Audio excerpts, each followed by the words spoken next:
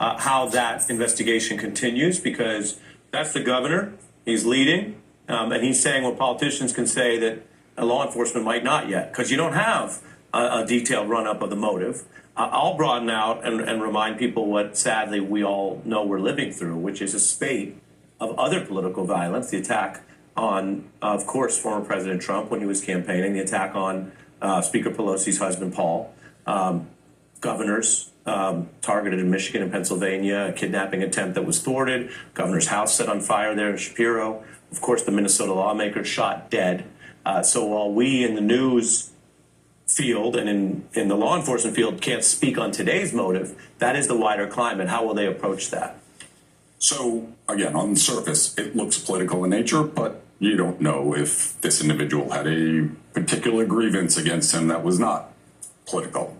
So that possibility exists. They'll look at that, yeah. But the FBI will have the lead if it's political in nature, because it's terrorism then. It's violence with, to affect political, religious, or ideological change. That's what terrorism is. That's the definition of it, which is different than, say, what TDA is, even though it's a foreign terrorist organization. This looks like, on the surface, it could be domestic terrorism. Once they dig into it, they'll know.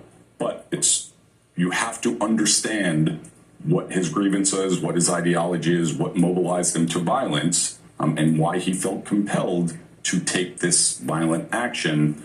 Was he motivated by somebody or something?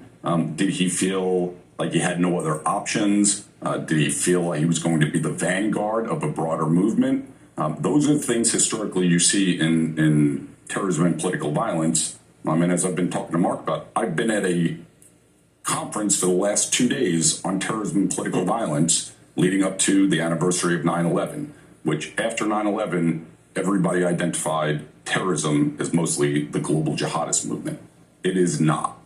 Terrorism goes back to the zealots in the first century, who were a Jewish movement who assassinated Roman occupiers with daggers.